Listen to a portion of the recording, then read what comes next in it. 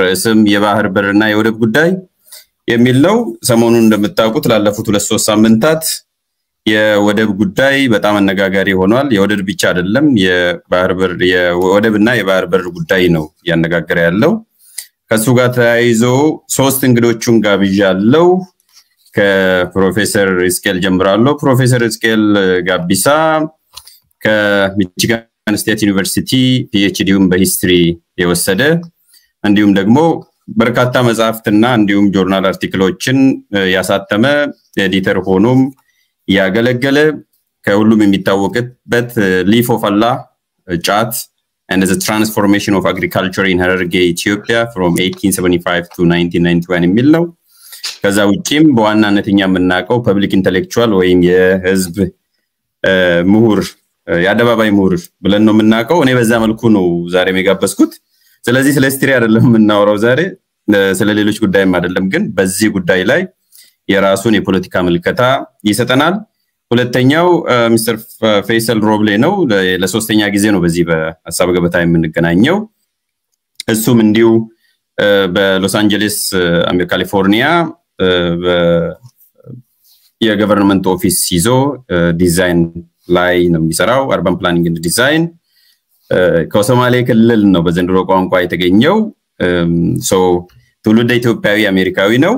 ሶስተኛውና የመጨረሻው አቶ አንዱዓለም ቡከቶ ገዳ የህግ ባለሙያ ጠበቃ እንዲሁም ደግሞ በፖለቲካ ሽሙጡ ነው የሚታወቀው ለረጅም ጊዜ። አሁን ትንሽ ቀዝቀዝ ብሏል፣ ግን ለረጅም ጊዜ ሶሻል ሚዲያ ላይ በተለይ ፌስቡክ ላይ የምናውቀው በዛ ነውኛ። ሁላችሁም እንኳን ደህና መጣችሁ። እኔንም የሐሳብ ገበታ ቤተሰቦችን ማክብራችሁ በመምጣታችሁ ደስ ብሎናል። እንኳን ደህና መጣችሁ። እሺ በደንብ ድምጻችሁ አልተሰማኝም፣ ውጣችሁታል መሰለኝ። እኔ ከተሰማችሁ ችግር የለም። እሺ በጣም አጭር ቆይታ ነው የምናደርገው በተለያየ ምክንያት።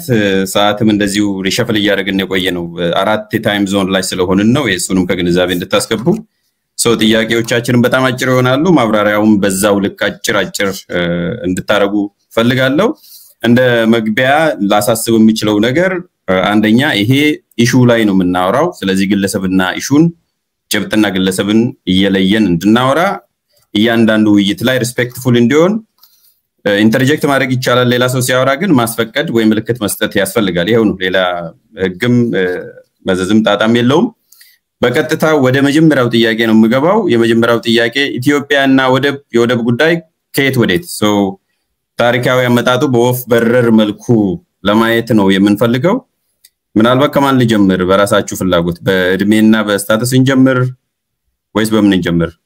ከፈይሰል ወይም ከፕሮፌሰር ከሁለታችሁ? ምክንያቱም ፕሮፌሰር ስትሪም ስለሆኑ የተማሩት ምናልባት በዚህ ምክንያት በርሶ ብንጀምርስ? ማለት ኢትዮጵያ ወደብ ለማግኘት ያደረገችውን ታሪካዊ ጥረት ከሆነ እሱ ብቻ ወደብ የኢትዮጵያ ወደብን ለማግኘትና የባህር በር ለማግኘት ያደረገችው ታሪካዊ ጥረት ነው በቅርቡ።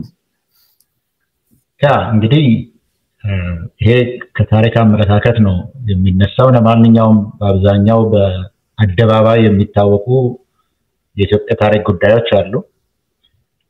ብዙውን ጊዜ የኢትዮጵያ መንግስት እንግዲህ እንደ መንግስትነት ከታወቀ ከዛም በፊት አለው፣ ግን ከአክሱም ይጀምራል ለማለት ይቻላል ይመስለኛል። አክሱም የኢትዮጵያ መንግስት ነው የሚባልበት ጊዜ በነበረ ሰዓት አዶሊስ የሚባል ወደብ ነበራት ኢትዮጵያ፣ የባህር በር ነበራት። ነገር ግን የዓለም ኢኮኖሚ እንደዛሬው ስላላደገ ከዚህ በፊት በነበሩበት ሁኔታ ወደም ስላላደገ ወደብን ለኢኮኖሚ ጉዳይ ነው የምትጠቀመው ለማለት ብዙም አያስችልም። ግን እዛ በኩል ከኢትዮጵያ የሚወጡ እቃዎች ከአክሱም የሚወጡ እቃዎች ከውጭም የሚመጡ እስከ ቻይና ድረስ የነበሩ እቃዎች በአዶሊስ በኩል ወደ ኢትዮጵያ ይገቡ ነበር። በኢትዮጵያም ደግሞ እስከ አሶሳ ድረስ ሳሱ ነበር የሚባለው በጊዜው እስከ አሶሳ ድረስ የሚወጡ ወርቅና ሌሎችም የዘባድ እንደዚህ አይነት እቃዎች በውጭ የሚፈልጉ በአዶሊስ በኩል ይወጡ ነበር። በዛን ጊዜ ጥንታዊ ይሄ እንግዲህ በአደባባይ የሚታወቀው በዛን ጊዜ ኢትዮጵያ ወደብ ነበራት። የአክሱም መንግስት እንግዲህ የኢትዮጵያ መንግስት ነው ብለን እንቀበለው ብዬ ነው ይሄንን የምለው። የአክሱም መንግስት ግን በሰባተኛው መቶ ክፍለ ዘመን ከወደቀ በኋላ ይሄ ነው የሚባል እዚህ ግባ የሚባል የኢትዮጵያ መንግስት አልነበረ። የኢትዮጵያ መንግስት ነው የሚባል ሊነሳ የሚችለው በዛጉዌ ጊዜ ነው። ዛጉዌ ደግሞ የኢትዮጵያ መንግስት አይደለም፣ ሀገረ መንግስቱን የሰረቀ ዩዘርፈር ነው የሚባለው። አግባብ የሌለው ለመንግስትም መንግስት ለማቋቋም የማይችል ነው የሚባለው። ይሁን እንጂ ይሄኛውም በነበረ ጊዜ ዝቅ ብሎ ስለነበረ በዛን ጊዜ ኢትዮጵያ የነበራት የወደብ ይዞታ እና የውጭ ንግድ ይዞታ ይሄን ያህልም የታወቀ አልነበረም። ምክንያቱም በሀገር ውስጥ ያለው መንግስት ራሱ የተረጋጋ ስላልነበረ የሰለሞን መንግስት የሰለሞኒክ ዳይናስቲ የሚባለው የሰለሞን ስርወ መንግስት ሰለሞናዊው ስርወ መንግስት በ13ኛው መቶ ክፍለ ዘመን መጨረሻ ላይ ሲቋቋምም ዝቅ ብሎ ከባህር በር በጣም ብሎ ስለተቋቋመ አብዛኛውን ጊዜ ወደ ሀገር ውስጥ ያለ ጉዳይ እንጂ ከዛ ውጪ የሚያደርጋቸው የውጭ ግንኙነቶቹ ዝቅ ያሉ ስላልነበሩ የወደብ አስፈላጊነትም ይሄን ያህል አልነበረም በዛን ጊዜ። ከዛውም በላይ ደግሞ በአካባቢው በተለይም የኦቶመን ገዢዎች ወደ ህንድ ውቅያኖስ ለመሄድ በአካባቢው ከፍተኛ ኃይል ስላላቸው ወደ ውጪ ለማየትም አይቻለው ነበር። ለማንኛውም የኢትዮጵያ መንግስት በ15ኛው መቶ ክፍለ ዘመን ሲቋቋም ከ16ኛው መቶ ክፍለ ዘመን አጋማሽ ጀምሮ በተለይም 1557 ጊዜ ጀምሮ ኦቶማኖች ሁለቱንም ቀይ ባህርን ሁለቱንም አካባቢዎች ተቆጣጥረው እስከ ህንድ ውቅያኖስ የሚሄደውን ሁኔታ ሙሉ በሙሉ ስለተቆጣጠሩትና ከህንድ ውቅያኖስ ወደ አውሮፓ የሚመጣውን ንግድ በተለይም የቅመማ ንግድ በጣም ስለተቆጣጠሩት በኢትዮጵያ በኩልም ያለው በሳውዲ በኩልም ያለው በእነሱ ቁጥጥር ስር ነው የነበረው። በ19ኛው መቶ ክፍለ ዘመን መጨረሻ ላይ ግብጽ በመሐመድ አሊ አማካይነት ከፍ ያለ ነፃነት ከኦቶማን ስታገኝ የአባይንም ጉዳይ በሚመለከት ነገር ከኢትዮጵያ ጋር መተናኮስ ስትጀምር ሁለት ጊዜ በኢትዮጵያ አሁን ኤርትራ በተባለው ይሄ ጉራ እና ጉንደት ላይ በተለይ ጉንደት ላይ 1876 ላይ ተሸንፋ ማፈግፈግ ጀምራ ነበር። ግብጽ ለመውሰድ ማለት ነው ከኦቶመን ለመውሰድ ነፃ የሆነችም ስለነበረ በመሐመድ አሊ ስርወ መንግስት ውስጥ ለመውሰድ ብዙ እንቅስቃሴ ስታደርግ አፄ ዮሐንስ ራስ አሉላ አሸንፈው ለጊዜው ተቆጣጥረውት ነበር ያንን አካባቢ። ስለዚህ የወደቡንም ይዞታ ነበራቸው ለማለት ይቻላል። ነገር ግን ብዙ አልቆዩም። በቅርብ 10 ዓመት ጊዜ ውስጥ ጣሊያን ደግሞ ተመልሶ አካባቢውን በሙሉ ያዘ። አሰብን አካባቢ በመሬትን በመግዛት ይዝ ነበር። ምጽዋንም በ1885 ነው ይመስለኛል እንደዚህ ወስደውታል። ከዛን ጊዜ ጀምሮ እስከ አድዋ ድረስ በጣሊያን እጅ ነበረ። ከአድዋ በኋላም ይሄ ነገር አልተፈታም። ይሄንን በግልጽ ሰው ማወቅ አለበት። ከመረብ ምላሽ ጀምሮ ኤርትራ ነው ጣሊያን ኤርትራን ሲያስተዳድር ነበር። ስለዚህ ወደቦችን የሚያስተዳድረው ጣሊያን ነው የነበረው።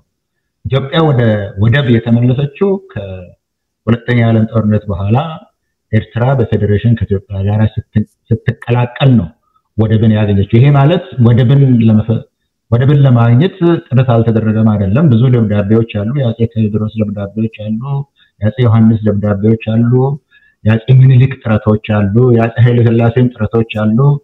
ጥረቶቹ ግን ወደብ ልታገኝ ቻለች ማለት አይደለም። 19ኛው 20ኛው መቶ ክፍለ ዘመን ላይ ወደብ ለማግኘት ጥረት ይደረግ ነበር። ይህ የወደብ ማግኘት ጥረት ግን ፍሬ ያፈራው ከዚህ ከፌደሬሽኑ በኋላ ነው ማለት ነው። እሱ ደግሞ ከ1991 በፈረንጅ አቆጣጠር ጀምሮ ኤርትራ ነፃ ካወጣች ጊዜ ጀምሮ ወደብ ኢትዮጵያ በቀጥታ ልትጠቀምበት የምትችል አልነበረም። የኢትዮጵያ እንግዲህ ታሪካዊ ዳራው ይሄ ይመስለኛል። ምናልባት የተደረጉትን ጥረትም በዛው ባጭሩ አንድ ደቂቃ ወስደህ ተጨምርልን። ከኤርትራ ከአገር ከሆነችበት ወይ በመትገነጠልበት ጊዜ ጀምሮ ከዛ በኋላ ያለውን ጥረቶችን ተጨምርልንና ሌሎቹም በዚህ ጉዳይ ላይ ሪሌት የሚያደርጉት ነገር ያነሱልናል። ኤርትራ ነፃ ከሆነች በኋላ ልክ 91 ላይ ኤርትራ ከኢትዮጵያ እንግዲህ ራሴን አስተዳደር አቋቁማለሁ ብላ ነበር። ነገር ግን የኤርትራ የአሰዋና የአሰብ ወደቦች ነፃ ወደቦች ነው የሆኑት። ኢትዮጵያ በነፃ የምትገለገልበት ነው የነበረው። ነፃ ወደቦች ናቸው የሚል ስምምነት ላይ ስለደረሱ በምጽዋም በአሰብም እንድትጠቀም። ነገር ግን እንደሚታወቀው ገና በደርግ ጊዜ የኤርትራ እንቅስቃሴ ስለነበረ የኢትዮጵያ የገቢና የወጪ ምርቶች በአብዛኛው ይገቡና ይወጡ የነበሩት በአሰብ ነው። መንገድም ስለነበረ በአሰብ ነው። ስለዚህ ምጽዋ ይሄን ያህልም አስፈላጊ አልነበረም። ለማንኛውም በኢፒኤልኤፍ ስር ቀደም ብሎ ወድቆ ነበረ በጦርነቱ ሳያልቅ። ስለዚህ አሰብ ነው የነበረው። አሰብን ለመያዝ ነው የኢትዮጵያ መንግስትም ይዞ ለመቆየት ነበረ ትግል ሲያደርግ የነበረው። ነገር ግን እሱም ከ91 ላይ ይሄ ጦርነቱ የሚያልቅበት ጊዜ ኤርትራ የራሱን አስተዳደር ቢያቋቁምም ነፃ ወደብ ፍሪ ፖርት ሆኖ ነው የነበረው። ኢትዮጵያ በሚገባው እንደ ቀድሞ እንደነበረው ልትገለገልበት እንድትችል ተፈቅዶ ነበረ። ነገር ግን ከዛ በኋላ የኢትዮጵያ መንግስት ሌላ ስትራቴጂ ቀየሰ። አንድ ወደብ ብቻ በሌላ ምክንያት አሁን እዚህ ዝርዝር ውስጥ ለመግባት አልፈልግም። ከኢኮኖሚ ጉዳይ ውጪ በሆኑ ነገሮች ላይ አንድ ትንሽ አገር የወደብ ባለቤት ሆኖ አንድን ትልቅ ሀገር ትልቅ ኢኮኖሚ እና ትልቅ ገበያ ትልቅ ህዝብ ያለውን ሀገር ኢትዮጵያን ማለት ነው ያለውን ወደብን በመያዝ እና ባለመያዝ ጉዳይ ላይ ሊያንገላታ አይገባም የሚል አስተሳሰብ በኢትዮጵያ መንግስት በኩል ስለመጣ የወደብ አቅጣጫዎች በአንድ ወደብ ላይ ብቻ ማለትም በአሰብ ላይ ብቻ እንዳይሆን የኢትዮጵያ መንግስት ይሄ ዲቨርሲፊኬሽን የሚል ስትራቴጂ አቋቁሞ አሰብንም እየተጠቀመ ነገር ግን ጅቡቲን በርበራም በዛ በኩልም የብዙ ወደቦችን እንደ አማራጭ ለመጠቀም ምክንያቱም አንዱ ከወደቀ አንዱን አንደኛው ካልሆነ ወደ ሌላው ለመሄድ ይሄ በሴኩሪቲ ጉዳይ በኢኮኖሚ ጉዳይም የኢትዮጵያ ኢኮኖሚ ከፍ ብሎ ካደገ እያንዳንዱ ወደብ አለኝ የሚል አገር ከኢትዮጵያ ጋር መስራት አለበት። ይሄ ኢንተርላንዱ ወደቡ ውስጥ አገሩ ውስጥ ያለው የኢኮኖሚ እንቅስቃሴ ገቢና ወጪ መንገድ ካልሆነ በስተቀር ዋጋ የለውም። ዋጋ ስለሌለው የኢትዮጵያ ስትራቴጂ ነበረው አንደኛ ዲቨርሲፊኬሽን፣ ሁለተኛ አገር ውስጥ ያለውን ኢኮኖሚ በከፍተኛ ደረጃ በማሳደግ አካባቢው ላይ ያሉ አገሮች የኔን ወደብ ውሰድ የኔን ወደብ ውሰድ የኔ ይሻልሃል የሚል ውድድር ውስጥ እንዲገቡና ኢትዮጵያ ጠይቃቸው ሳይሆን የአካባቢውን ወደብ ያላቸውን አገሮች ጠይቃ ሳይሆን እነሱ ጠይቀው ከኢትዮጵያ በኩል ገቢ እንዲያገኙ ጠይቀው እንዲጠቀሙ ለመጠቀም እንዲችል እንዲህ አይነት ስትራቴጂን ተከትሎ ነበረ የኢትዮጵያ መንግስት የነበረው። ይሄ ደግሞ በከፍተኛ ደረጃ የሰራ ስትራቴጂ ነው የነበረው። ምክንያቱም በዛን ጊዜ ኢትዮጵያ ከፍተኛ የሆነ የኢኮኖሚ እድገትን ለማስመዝገብ ችላ ስለነበረ ነው። ስለዚህ የአሰብ ወደብን መጠቀም ትችላላችሁ ብላ ኤርትራ ብትናገርም ነገር ግን በአንድ ወደብ ብቻ አንወሰንም፣ የአንድ ወደብ ባለቤት ብላክሜል አያረገንም፣ ስለዚህ ዲቨርሲፋይ እናደርግ ብለው ሲሄዱበት እንደነበረ ነው የማውቀው። በጣም አመሰግናለሁ ፕሮፌሰር። ምናልባት እቺ መጨረሻው ላይ አንዳንዶቹ የኢፒኤልኤፍ እና ቲፒኤልኤፍ የጋራ የፖለቲካ እቅድ እንደ ሂስቶሪካል ብለንደር የሚወስዱት ሰዎች አሉ እንደምታውቀውና ካውንተር ናሬቲቭ ምናልባትም ተሳስቷል ተብሎ የኢህአዴግ መንግስትም እንዲሁም ደግሞ ቲፒኤልኤፍም ወደብን ኢትዮጵያና በማሳጣቱ ዝም ብሎ በቀላሉ የሚታይ ሳይሆን ታሪካዊ ተጠያቂነት ነው ብለውም ቻርጅ የሚያደርጉ አሉ። እሱን እንዳለ እንያዘውና አንዷለም አንተም እንዲሁም ደግሞ ሚስተር ፈይሰል ከዚህ ከወደብ ውዝግብ ጋር ታይዞ ያንተን ኤክስፒሪየንስ ሪሌት የምታደርገው ባጭሩ ኦሬዲ ፕሮፌሰሩ ያነሳው እንዳለ ሆኖ የሚጨምረው ነገር ካለ አንተ ጨምርና ከዛ ወደ አንዷለም ሄዳለሁ። በጣም አጠራጠር ያለ ኦኬ ኤግዛክትሊ አይ ቲንክ ስኬል በጣም በመጠኑ የሰጠን እንትን የአበሲኒያ እና የኢትዮጵያን ታሪክ አደባልቀው ነው። የትኛ that's another debatable እምብዛም ያወራው ስለ አበሲኒያ ታሪክ ነው። ኢትዮጵያ አዲስ ስም ነው፣ አዲስ የተፈጥሮ እንትን ነው። አክቹአሊ የጨረሰበት ወይም ያቆመበት ቦታ ቆመ ከዛ ይጀምራሉ። ወደ ሰከንድ ወርልድ ዋር ሁለተኛ ዓለም ጦርነት ሲያልቅ የኢትዮጵያ የመደብ መፈለግ በጣም ተፈላጊ ሆኖ መጣ። ጆን ስፔንሰር የተባለው ጸሐፊ የንጉሱ ጓደኛና አማካሪ የነበረው ስለ ኢትዮጵያ የወደብ ፍላጎት በደንብ ይናገራል ስለሱ እና አሰብ በዛን ጊዜ ነው ትኩረት ተሰጥቶ የኢትዮጵያን ኢማጂኔሽን ሚይዘው። እኔ ያነሳው ጥያቄ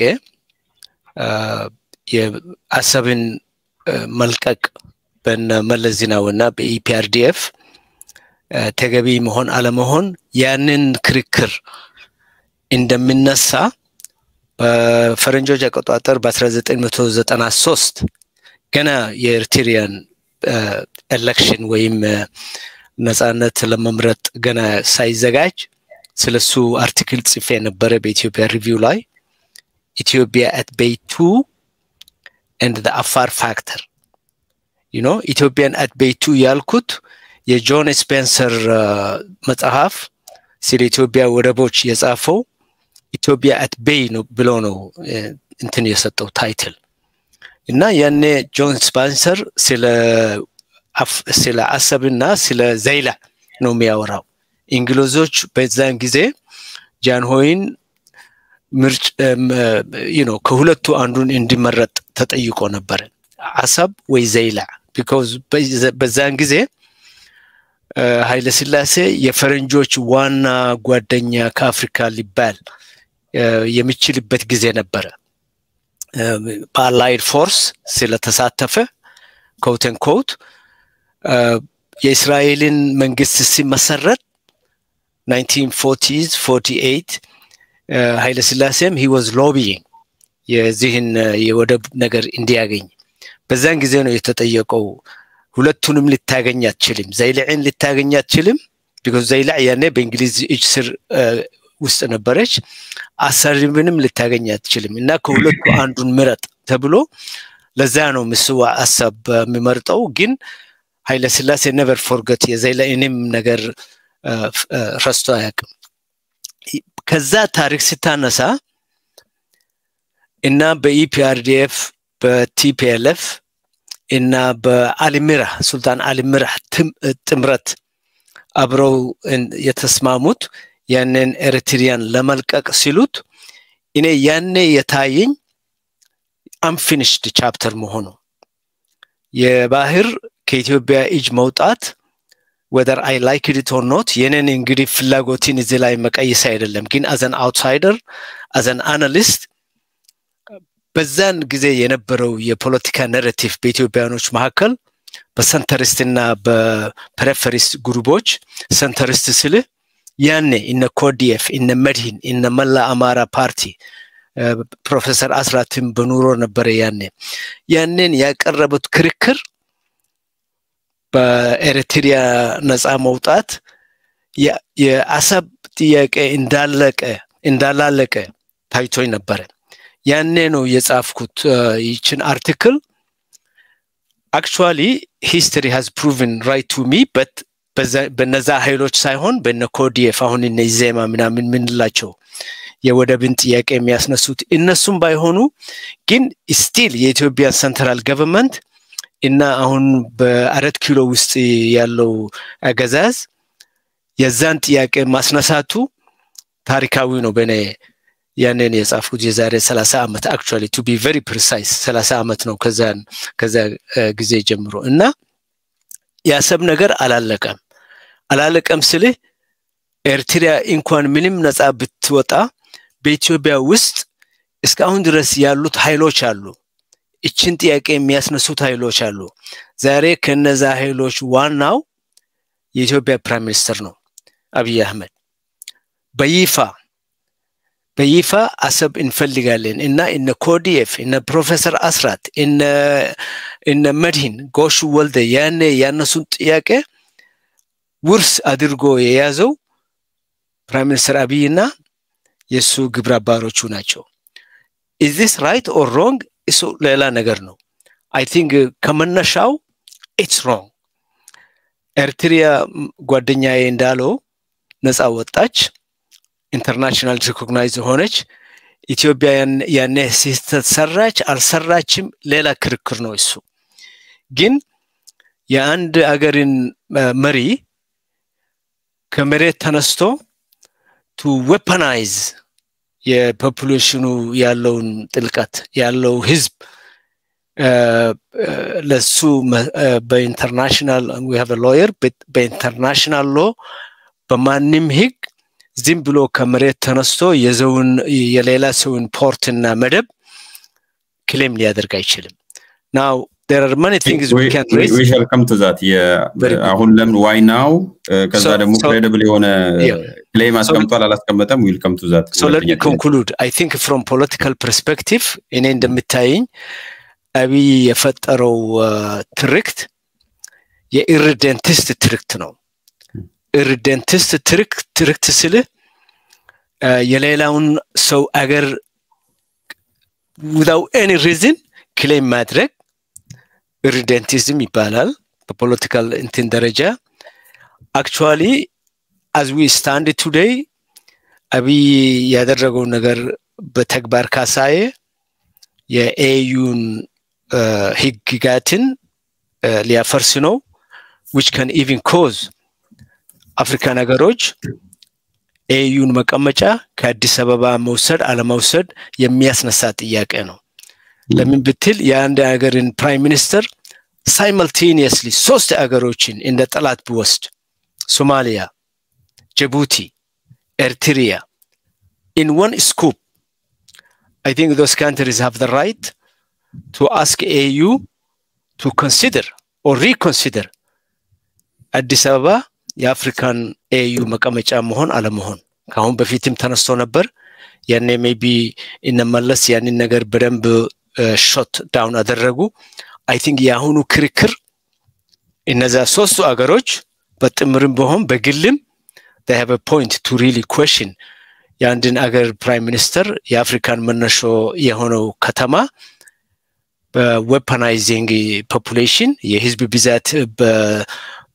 በጉልበት የሌላን አገር ወደ መውሰድ ዝግጁ ነን ለማለቱ በጣም we shall come to that even means ላይ ምክንያቱም ሶስተኛ ጥያቄ ስላለ how to go about it የሚልም መጣበታለን force ይተከም አይተከም የሚለውም ገና ግልጽ ስላልሆነ እንዲሁም without any reason የሚለውም ራሱ ገና what is the reason የሚልም መጣበታለን ስለዚህ ሁለተኛውን ጥያቄ ያያይዘን ያነሳው ሚስተር ፈይሰል ላቋርጥ አይደለም already ስለጀመርከው ነው so you have made half of your second question አንዱ አለም አሁን የተቀመጠው ናሬቲቭ ተቀበላል አሁን ናሬቲቭ ስላስቀመጠ ፕሮፌሰር ናሬቲቭ ማስቀምጧል ሂስቶሪካል ጄኔሲስ ፈይሰል ደግሞ ሁለቱንም አንድ ላይ ነው ያገናኘው አብይ ሰሞኑን ያደረገው ክሬዲብል የሆነ ኬዝ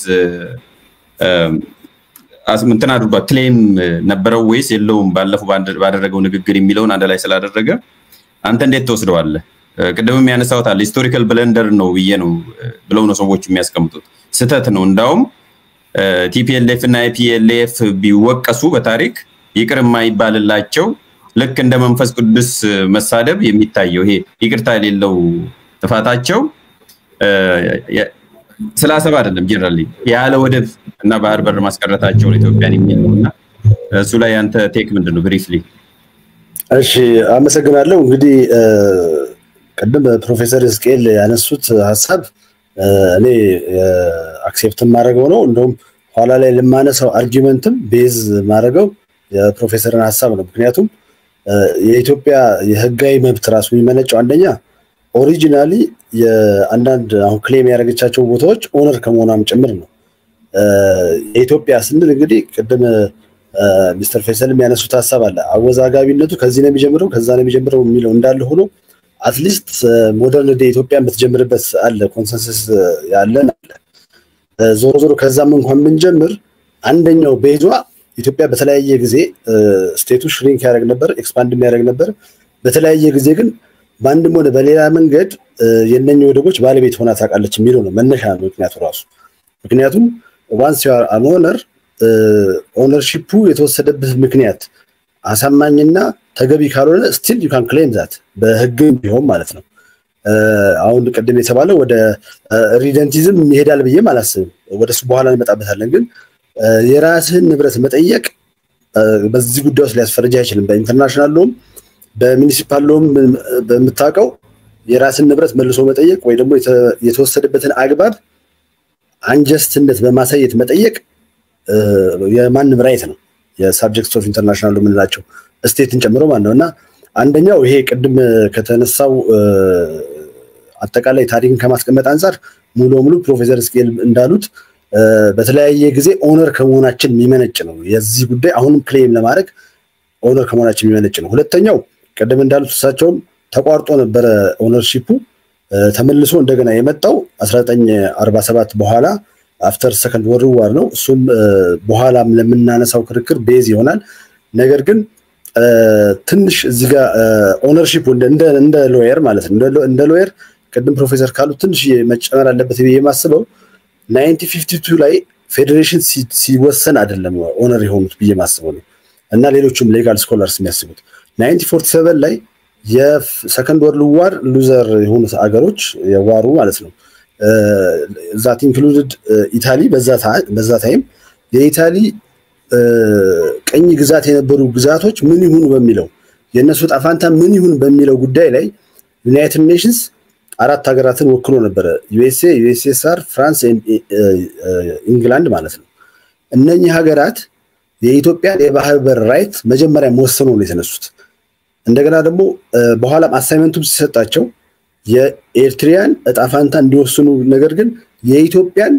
የባህር በር ባለቤትነት በተመለከተ ደግሞ አዎንታዊ ምላሽ እንዲሰጡ ኢንዘ አፈርማቲቭ ምላሽ እንዲሰጡ የሚል አሳይመንት ሰጥቷቸው እነሱም ኋላ ላይ ልክ ዞሮ በእንትን በዩናይትድ ኔሽንስ ሜምበር ካንትሪስ የሚፈልገው ድምጽ አግኝቶ የነሱ ሐሳብ ባይሳካም እስከ ፌዴሬሽኑ መመስረት ድረስ ቢቆይም ከ1947 ጀምሮ ኢንተርናሽናል ኮሚኒቲው አክሴፕት ያደረገው የኢትዮጵያ የባህር በር መብት እንደት እየተፈጠረ መጥቷል ብለን እናምናለን አንዳንድ ሰዎች ማለት ነው ይሄን ቤዙ ምንድነው ኢንተርናሽናል ሎ ላይ እናምናለን ሳይሆን ማስረጃም መኖር አለበት ማመንማ እንቀበላለን ነው የኛ አርጊውመንት our way of argument to support this ቤዝ የሚያደርገው አንደኛው ፕራክቲሱ ማለት ነው ኢንተርናሽናሊ ሀያላ የሚባሉት አገራት ራሱ የኢትዮጵያ የባህር በር መብት ያስፈልጋታል ብለው ሲነሱ ጀምሮ ይሄ ክሌም ራሱ ይሄ አሰርሽን የኢንተርናሽናል ሎ አካል ሆኗል ኢንተርናሽናል ሎ እንግዲህ ትሪቲስ ጀነራል ፕራክቲስ ይሄ ፌመስ ስኮላርስ የሌጋል ስኮላርስ የሚሰጧቸው ኦፒኒየንስ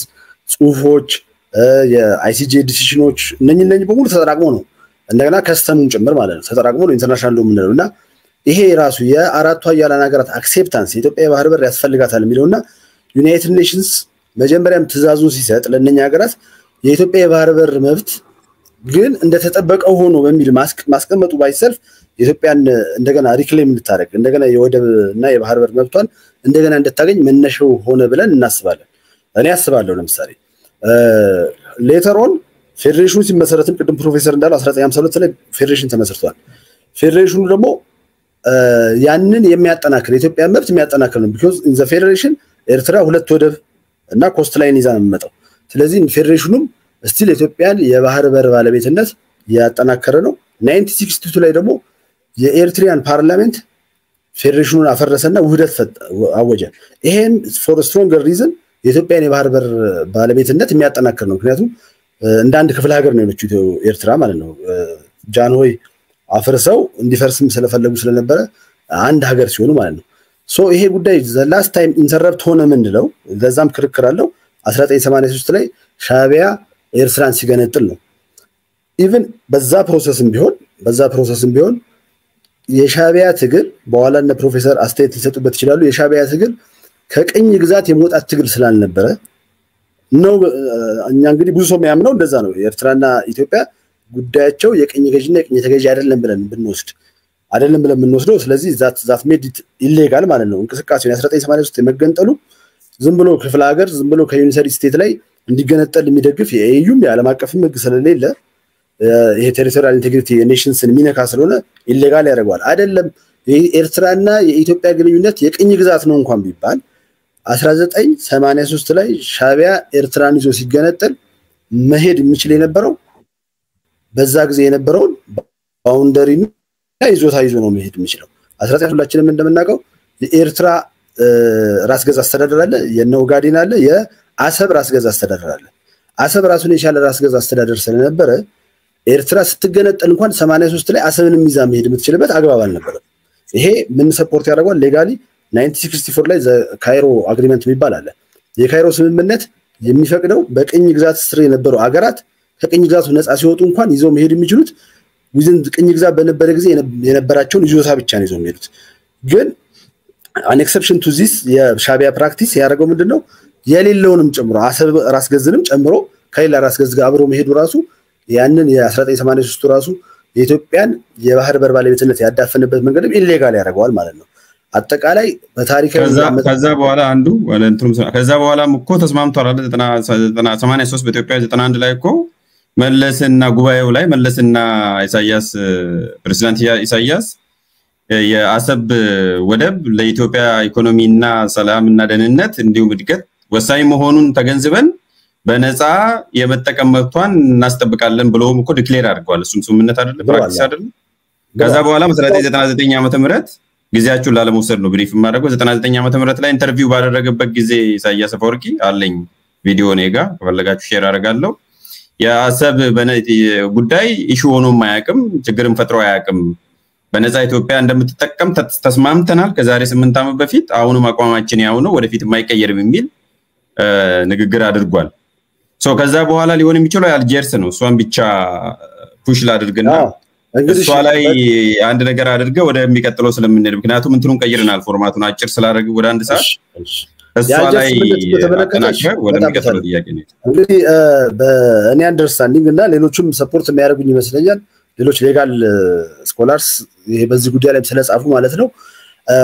አንድ ጊዜ የተከሰተ የአንድ ሀገር መሪ ፐርማነንትሊ ኢተርናሊ አንዲት ሀገር የሚጎዳው ዲል ስላደረገ በዛ ዲል በዛ ስምምነት ሁሉ ጊዜም ተገዥ ሆነ እንድትኖር ትገደዳለህ የሚል ፕሪንሲፕል ነው። ምክንያቱም የኢንተርናሽናል ፕሪንሲፕሉ ራሱ አንዳንድ ጊዜ ከጀነራል ፕራክቲስ ከጀነራሊ አክሴፕተብል ከሆነው የህግ ፕራክቲስ ያፈነገጠ መሆን የለበትም። የአንድ የህግ ውል ትሪቲም ቢሆን ስትገባበት ወክሏለሁ ብለህ የገባበትን አገር ወይም ተቋም ህልውና ጥያቄ ውስጥ የሚከት ከሆነ እንዳትቀበለው የሚደግፍ አለ የህግ ድርሳናት አሉ።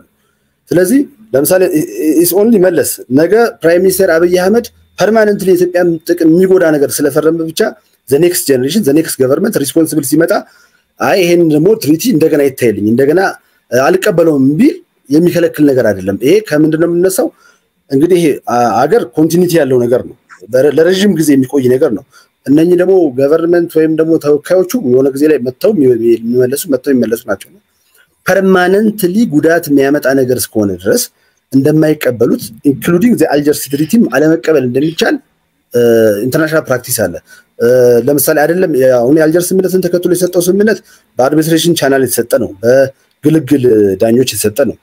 አይደለም እሱን ይቅርና እና አሜሪካ እና ፈረንሳይ በዓለም አቀፉ ፍርድ ቤት በአይሲጂ የተፈረደባቸው ውሳኔ እንኳን ራሱ ውሳኔውን አይተው አይ ውሳኔ አንቀበለውም በቃ ለኛ የሚጠቅም አይደለም ብለው ዲስካርድ ያደረጉበት እንትን አለ ኤክስፒሪየንስ አለ። ስለዚህ ኢትዮጵያ ካን ኢንቮክ ዛት ይሄኛውን ዲሲሽን ይሄኛውን ስምምነት ለህልውና የሚጎዳ ነው ዋንስ አፖን ኤ ታይም ሀፕን ያደረገ ሊደር ይሄን ስልጣን ለመያዝ እድሉን ያገኘ ሊደር ያደረገው ነው ብሎ አልቀበለውም ብትል ከዛ በኋላ አርቱ አይሲጂ ኦር ደግሞ የሚያየው ቻናል ጋር ነው የሚቀርበው ማለት ነው ይሄ ጉዳይ። እና በአጠቃላይ ግን ኢትዮጵያ እንደኔ እምነት ሙሉ በሙሉ የባህር በር ክሌሟን ፐርማነንትሊ አጣች ብዬ አላስብም። የሰሞኑን ጀስቲፋይድ ነው ባጭሩ። አሁን እኮ እንት ነው ሪስፖንሲብል ገቨርንመንት የሚቆረቆር ገቨርንመንት ወደ ፕሮፌሰር እስኬል መጣሉ ምክንያቱም እሱ ላይ አስተያየት ስላልሰጠ ፌር ስለማይሆን ግን አንተና ፌሰል ስለጀመራችሁ ሁለቱም ጥያቄ አንድ ላይ ለዛ ነው። ስለዚህ ዶክተር አብይ ጠቅላይ ሚኒስትር ዶክተር አብይ ያቀረቡትም ጥያቄ ጀስቲፋይድ ነው ለምን አሁን እንዴት የሚለውን እንመጣበታለን። ላንተ ጀስቲፋይድ ነው አንጀስት መሆኑን ስለተስማማን አንጀስት ጉዳይ ተፈጥሯል። በቃ ኢትዮጵያ ቀደም ፕሮፌሰር ጋለው ስለተስማማን ሳይሆን ፖይንት ኤምኤክስ ላረኩ። እሺ እንደገና አስተካክለዋል ሐሳቡን። መጀመሪያ ኦነርሺፕ እንዳለ የሚያጋጭ የሚያጠራጥር ጉዳይ አይደለም። በኤሊሚስ ኢትዮጵያ ብለን ከሄድ ነው የሚጀምረው የሚለው እንዳለ ጥያቄ ሆኖ ኦነርሺፑ ካለ የተወሰደበት ምክንያት ተገቢና ህጋዊ ካልሆነ ድረስ ስቲል ሪክሌም ማድረግ የማትችልበት ምንም አይነት ሌጋል ፕራክቲስ የለም። ይሄን የሚከለክልም ህግ የለም ብዬ ነው ማስበው።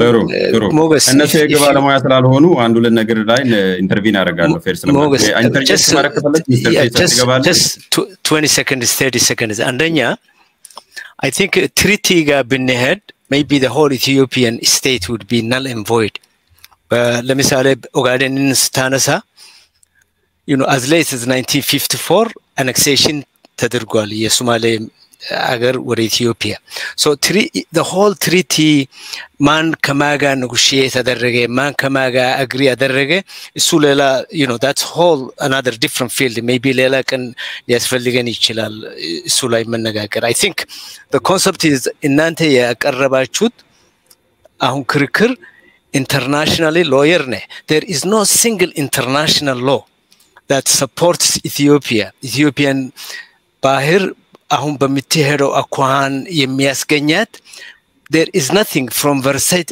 1919 ከዛ ተጀምሮ የተጻፉት ህግጋት internationally ወደብም አይደለም ባህር መንገድ that's mostly የዓለም ህግ የሚያወራው ወደ ባህር ማለፍና አለማለፍ ነው ግን ፖርት ጋር ሲመጣ ፖርት is a real estate ያንድን አገር real estate ነው now አከራካሪ ነው እሱ ጋር ለሄድም የኤርትሪያ ነፃ ማውጣት አለማውጣት ህግ እሱ it's a perspective ኤርትሪያን ዛሬ ማውረር ከፈለክ የ1994 ፖለቲክስና ምርጫ ሐሰት ነው መለስ ሰጣቸው ምናምን ልትል ትችላለህ ግን international I think you are a lawyer you have to be very careful and single hig ብታመጣ ስለ ፖርት የሚደግፍ እሱ ሌላ ነገር ነው ኢንቬድ አሁን ወዴት ነው ባይል እናርግ ኢንቬድ እናርጋለው ጦርነት የሚለው ገና አልሄድንበትም ገና እንደው ክሌሙ አለ የሚለው ሊጋሊም ይሆናል እኮ ነሲሰር ወደ ጦርነትም አንሄድም ወደዛ መጣለን መጨረሻው ጥያቄ እሱ ስለሆነ አሁን ሊጋሊ ነው መጣ when in the how የሚለው ላይ ስለምንመጣበት መብት ካለ ራሱ ወግድ በጦርነት አታረግም እኮ ዛጋ አልደረስም necessarily so the fact that you have the right doesn't necessarily entail you are going to use force so soon the only thing I was interjecting was ስለ ህግ ስላወራ we need citations in እስከማቀው ድረስ there is no international law ያንድን አገር ፖርት በህግም ያለ ህግም መስጠት የለም so ያ አግሪመንት አለ ነው አሁን እኮ ለምንድነው ወደ ፕሮፌሰሩ ንድላሳጥርና ሶስት ነገር ነው አንድ ተስማምቷል ኦሬዲ ዲክላሬሽን አለ በ1991 ላይ ኦሬዲ ኢሳያስና መለስ ዜናዊ በጉባኤ ተስማምቷል ኦሬዲ አንድ so that is considered as a soft law አለ ቪዲዮም አለ ነው ፊት የተስማሙበት ሁለተኛ ኢሳያስም ራሱ ፕራክቲስ ነው ስቴት ፕራክቲስም ነው ዩኒላተራሊ ያን ራቲፋይ አድርጓል ከዛ ዘሎ ደግሞ የ1991 ዓመተ ምህረት ወደብ አልባ ኢትዮጵያን ሲያደርግ in quotation አንደኛ null and void የሚያደርገው ምንድነው ሌጂቲሜት ገቨርንመንት መሆን አለበት ምክንያቱም ያኔ የነበረው የሽግግር መንግስት ነው የሽግግር መንግስት ስቴትን ባይንድ የሚያደርግ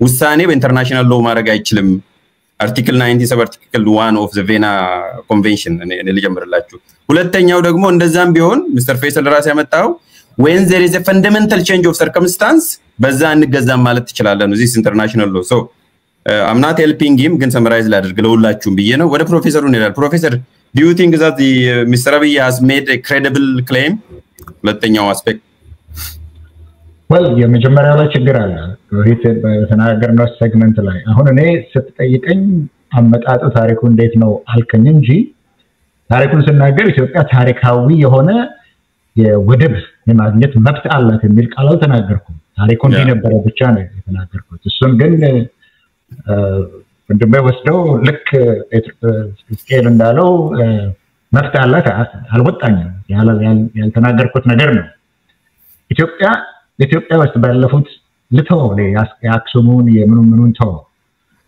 በ1557 ዓመተ ምህረት ኦቶማኖች ያንን አካባቢ ከተቆጣጠሩ ጊዜ ጀምሮ ለ300 ዓመት ምንም ቁጥጥር አልነበራትም ኢትዮጵያ በዛ ላይ እስከ 1850 ድረስ ቀደም እንደተናገርኩት ግብጽ ራሷን ተንስክት በዛ ቦታ ላይ አልነበራትም ለ300 ዓመት ሌላውን ሁሉ ትቼ ነው ማለት እነዚህ አሁን የምትጠቅሷቸው ህግጋት ሳይኖሩ ወይንም ደግሞ ትሪቲ የውል ሁለት ሀገሮች መካከል ሲደረጉ በምን አይነት ሁኔታ ነው ሊሰበሩ የሚችሉ ይሄ ማቴሪያል ብሪች ተደርጓል አልተደረገም የሚባለው እዛ ውስጥ እንኳን ሳንሄድ እነዚህ ህጎች ሳይኖሩ ኢትዮጵያ ይዛ ነበረ ወይ የሚለው እንደውም ቀደም ፋይዛሊ ያለውን እኔ ልቀበል ታሪኩ የኢትዮጵያ ነው ብዬ ነው እንጂ ታሪኩ ኮንቴክስት ውስጥ ለመግባት አይደለም መጀመሪያ ማስቀመጥኩ ቱ ቢ ፌር ቱ ዩ እንዳልከው አንተ ሂስቶሪካል ፋክት ነው ጄኔሲሱን ያስቀመጥኩ እንጂ ሌጋል አሰርሽን አላረክም። እዛም ላይ የኢትዮጵያ ታሪክ 3000 ዓመት ነበር የሚለውን ዝም ብዬ እንዳለ ተቀብየው ነው እንደዛ ያልኩት። እሱን ክርክሩን ሳላመጣ ግን ተቀብየው ኢትዮጵያ ነበራት ወይ ለሚለው ነገር የነበራት ኢትዮጵያ ወደ ባህሩ አክሰስ ነበራት የሚባለው ነገር እንደዚህ ነው ያልኩኝ ነው።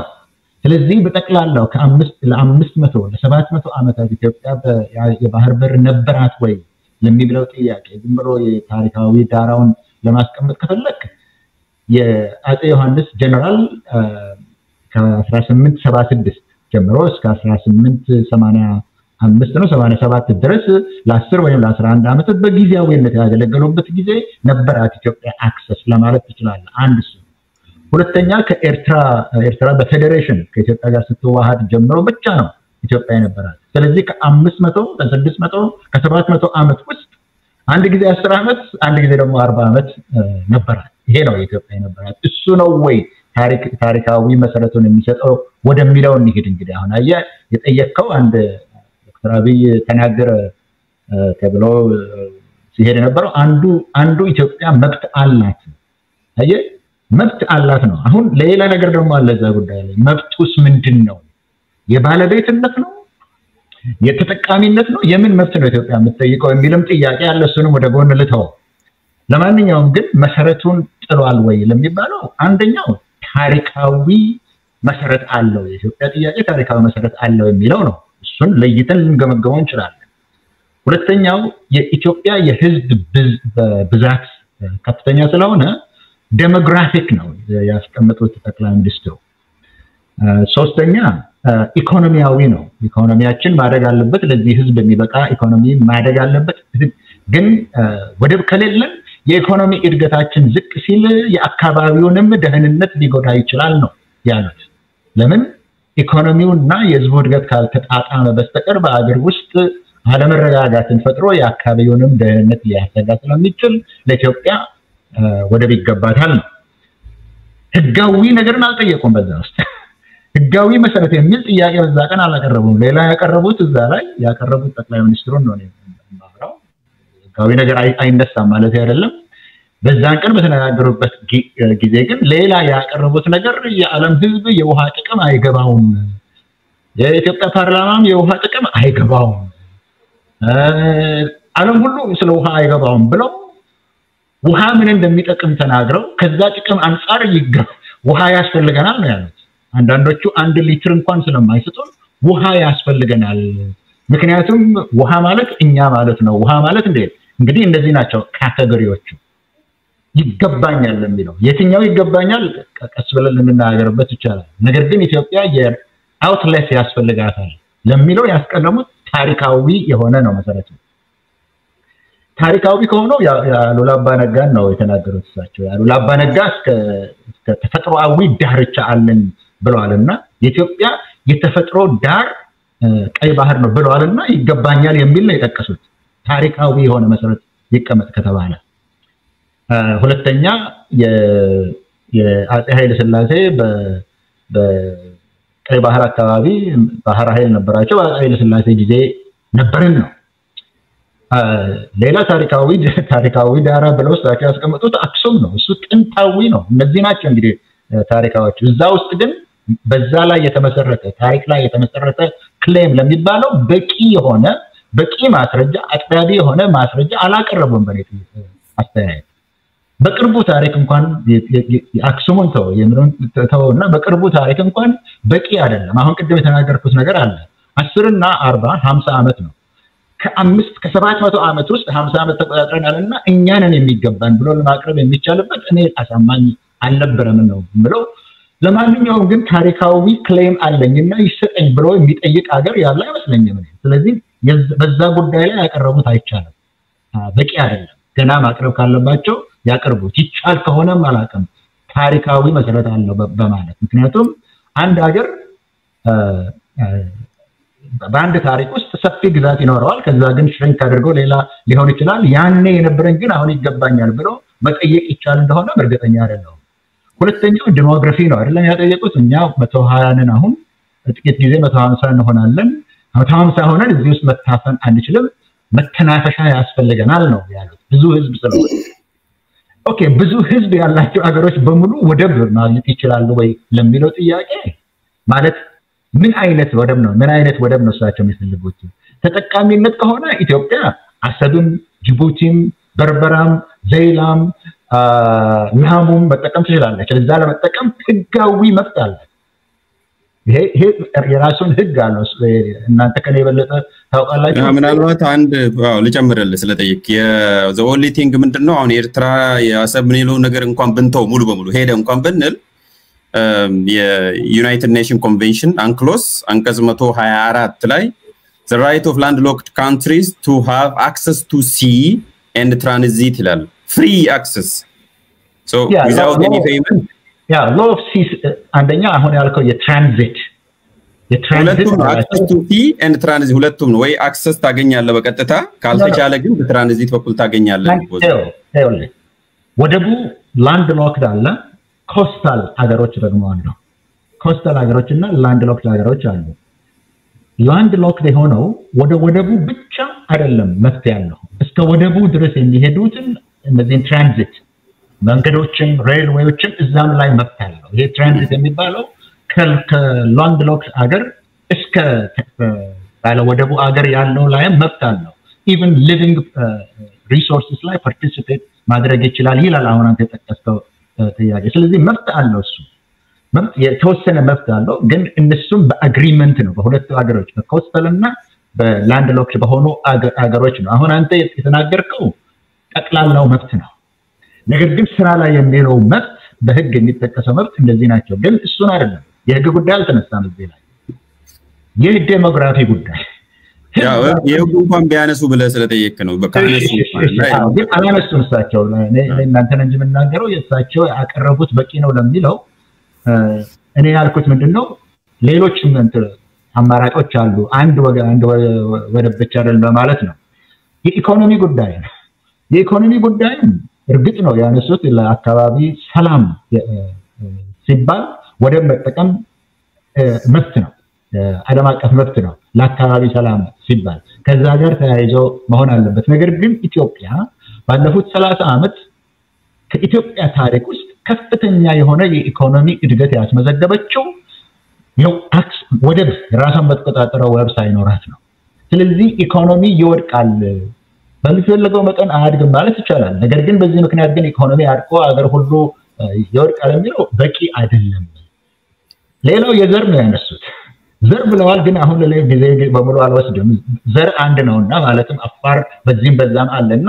ሁለቱን መለያየት አንችልም በዛ ጉዳይ ላይ አሉ የአፍሪካ አንድነት ድርጅት ያስተላለፈው የኮሎኒያል ባውንደሪ እሱ በቂ መሆን የለበትም ነው ያሉት አሁን ጊዜያቸውን አልወስድም ግን እሳቸው ያሉት በቂ ነው ላልከው ነው ህጋዊነትን ግን ህግን በሚመለከት ጉዳይ ግን አንድም ነገር አላነሱም በዚህ ጉዳይ ላይ ጥሩ በዛው ለምን አሁን የሚለውን በዛው ብትቀጥልና ሌላው ድል ከመመለስ በጣም ስላሳጠረን ሰዓት ለምን አሁን አንተ እሱ ደግሞ ሌላ ብዙ ታሪክ ስላለው ስለዚህ ተመልሼ እመጣለሁ ወደ ሚስተር ፈይሰል ልምጣና ይሄ አጫጭር መልስ ነው ሚስተር ፈይሰል why now ከዛ አንባለን yes why now first of all አንተ የጠቀስከው international regulation access exploit ለማድረግ ባህር ውስጥ ያለው it never empowers or gives another country የወደብን እንትን የዩናይትድ ኔሽን ጄኔቭ ሁሉም you can check that access transit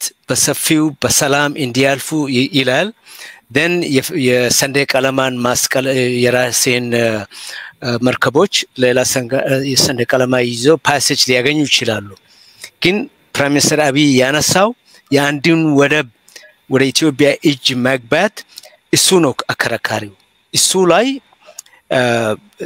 ጥሩ መስረጃም አላመጣም እስካሁን ድረስ ያመጣው ክርክር ደግሞ ለአፍሪካና ለአካባቢው በጣም የሚያሰጋ ነው ዋይናውንም ይመጣለሁኝ አፋር ማጆሪቲው ኢትዮጵያ ውስጥ ስለሚኖር አሰብ የአፋር መሆን አለበት የሚል መልእክት ልኳል ለሶማሌም በጣም አደገኛ የሆነ መልእክት ፕራይም ሚኒስተር አብይ ልኮላ በኢትዮጵያ ውስጥ ያለው ሶማሌ የዘይልዕና የበርበራና የሌላ ሶማሌ ወደቦች እነሱ ለምን እንደማይኖራቸው አይገባኝም የሚል ትርክት ሰርቷል ቤዚካሊ በኢትዮጵያ ውስጥ ያሉት ትራይብስ ሶማሌም ቢሆን አፋሪም ቢሆን እነሱን እንደ ፕሮክሲ ዋር ተጠቅሞ አካባቢ ያሉትን አገሮችን ፕራይም ሚኒስተር አብይ ዲስታብላይዝ ለማድረግ እየሞከረ ነው ይሄ አይ ቲንክ ወደሱ ጋር አልሄድም ሁለቱም በደንብ እንትን ብለዋል የህዝብ ብዛት ምናምን all those ሞገስ የጀኔቫን ኮንቨንሽን እና በጀኔቫ ክርክሮች ያሉት የሲ ሬጉሌሽን ሁሉ ይመጣሉ የህዝብ ብዛት የኢኮኖሚ እድገት all those are background ግን ውሳኔው የመጡት you can have access በባህር ስር ያለው እንትን ሀብት exploit ልታደርግ ትችላለህ ግን you cannot have somebody else's port አሁን አብይ የሚያመጣው ሎጂክ በአሁኑ ወቅት not only is it danger ለአካባቢው ያለው ግን እነ ዱባይ የመሰሉትን አገሮች ስለ አብይን በጣም መፍራት አለባቸው ዛሬን ዘይልዕን በግድ በጉልበት ይወስዳሉ ወይም ክሌም አድርጋሉ በናቹራል በህዝብ ብዛት ካለ ለምን የቀጠርን እንትን ክሌም አያደርግም ብዙ ኦይል ስላላቸው ብዙ ሀብት ስላላቸው ትንሽ አገር ስለሆኑ ምን ይከለክለዋል why now I think እኔ እንደሚመስለኝ 3 factors በሱና በፕሬዚዳንት ኢሳያስ መሐከል የተሰራው ፍጭት አለመስማማት that's one factor that's number 1 number 2 Abiy is looking for a political commodity ለመሸጥ ሚያስችል የፖለቲካ ሀብት የፖለቲካ ቁሳቁስ ያስፈልጋል ለማን ለአማራው ህዝብ particularly the so called northern nationalists ከሱ ጋር በጣም ክርክርና አለመስማማት ውስጥ ስለገቡ የአማራው ንቅናቄ በጣም ተነስቶ በየቀኑ እንትን ስለሚሆን እነሱንም እንትን ለማድረግ ፈልገው ነው and then the whole አገሪቷን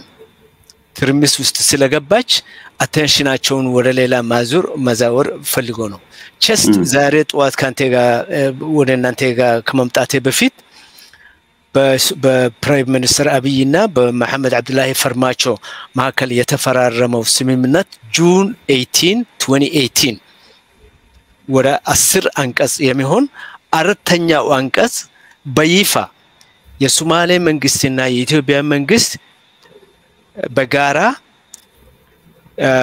አራት ወደቦች የሚሆኑትን ስፍራዎች አብረው ኢንቨስት አድርገው መጠቀም እንደሚችሉት ተስማምቶ ነው በሶማሌ ፕሬዚዳንት የተፈረመና በፕራይም ሚኒስተሩ አብረው እንትን ያሉት the issue why now የወደብን እጦት አይደለም ጅቡቲ ተናገረች ለምሳሌ ጅቡቲ ከ190% የኢትዮጵያ ዕቃ የሚያልፈው ጅቡቲ ነው አብይ በማስረጃው ለፓርላመንት ያቀረበው ጅቡቲ ለማን ተጠቀመው ምክንያት ብዙ ወጪ ስለምንከፍለው ብሎ ነው ትናንትና ኢሊያስ ደዋለው የጅቡቲ ኮመርስ ሚኒስተር የጻፈው ጽሁፍ በይፋ ያደረገው ዋና ነገር ምንድነው መሰለ እኛ እንደ ክራይ የሚከፍሉን የኢትዮጵያን ጂዲፒ 26% እንደተባለው ሳይሆን ከዛ even 10% አይደለም ብሎ ነው ኢትዮጵያ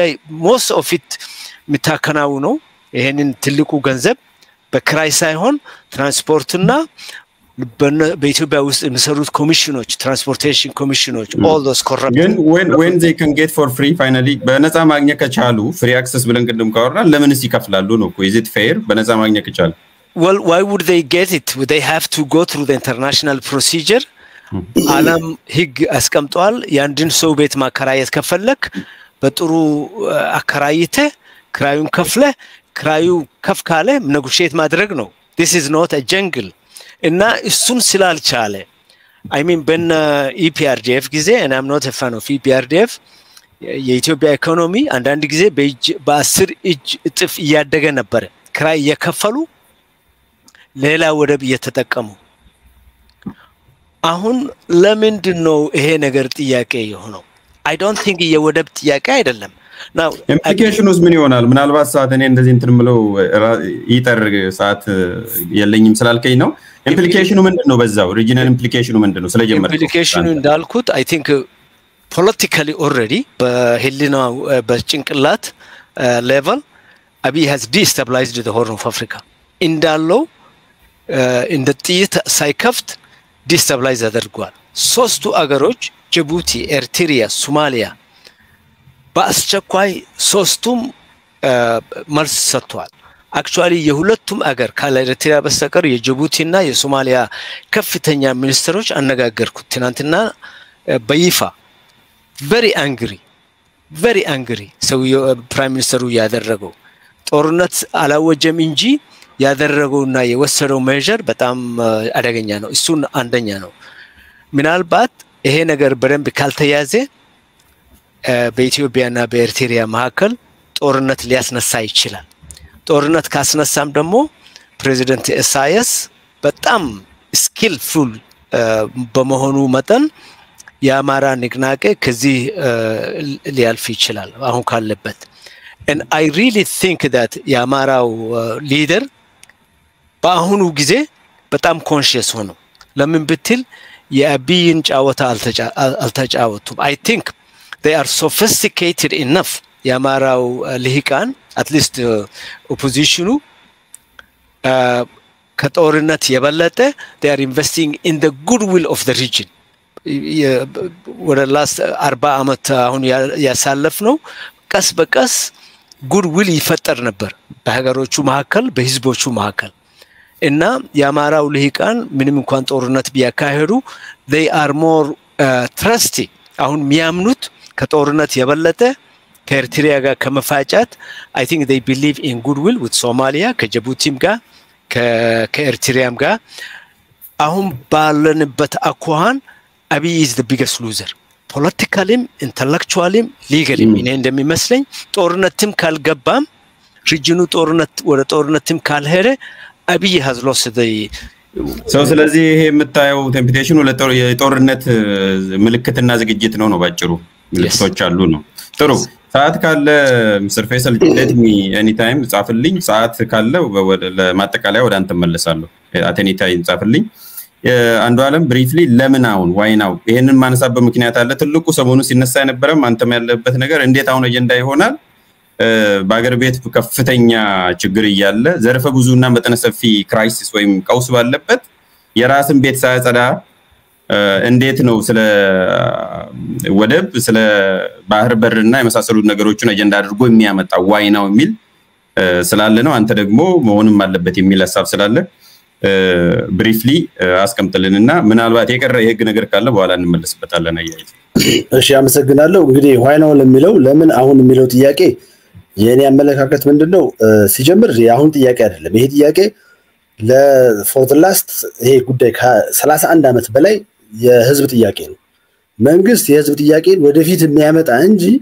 የራሱ አጀንዳም ይኖረዋል ህዝቡ ያለውን በፓዮነርነት ሊያመጣ ይችላል ግን ቤዚካሊ መንግስት የሚመርጠው መንግስት የህዝቡን አጠቃላይ ጥያቄ ሰብስቦ ወደፊት ለፊት እንዲያመጣ ነው የባህር በር ጥያቄ ኢትዮጵያ ውስጥ በተለይ አብዛኛው የሀገር ወዳድ መተለው ወይ ደግሞ ሴንትሪስትን በተለው ይሄ አለ ብቻ አሁን ስሙን እዚህ ጋር መጠቀም አልፈልገው አካል ለብዙ ዘመናት ሲያቀነቅነው የነበረ ነው ኢቭን በኢትዮጵያ ኦፖዚሽን ፖለቲክስ ውስጥ ራሱ የባህር በርን ማስመለስ የብዙ ፓርቲዎች አጀንዳ ነበር ኢንክሉዲንግ 1997 ላይ በኢትዮጵያ አቆጣጠር የቅንጅትም ጨምሮ ትልቅ ሞሜንተም ጋዘር ማድረግ ይቻለ ማለት ነው ሌላ ፋክተር ጨምርልኝ የኔ ሰላም 1983 ዓመተ ምህረት ላይ ኢዲፓም ፊቲሽን አፈራርሟል አንድ ኩንታል ተቆ አስፈርሞ ሰጥቷል ለዩኤን ድረስ ተልኳል 2-3 ኩንታል የሚሆን እንትን ፊቲሽን ማለት ነውና ይሄ it has been going on like for the last 30 more years ማለት ነው አለ ይሄ ጥያቄ ዋይ ነው የሚለው ልክ ዛሬ በቴሌቪዥን የተነገረበት ጊዜ እንጂ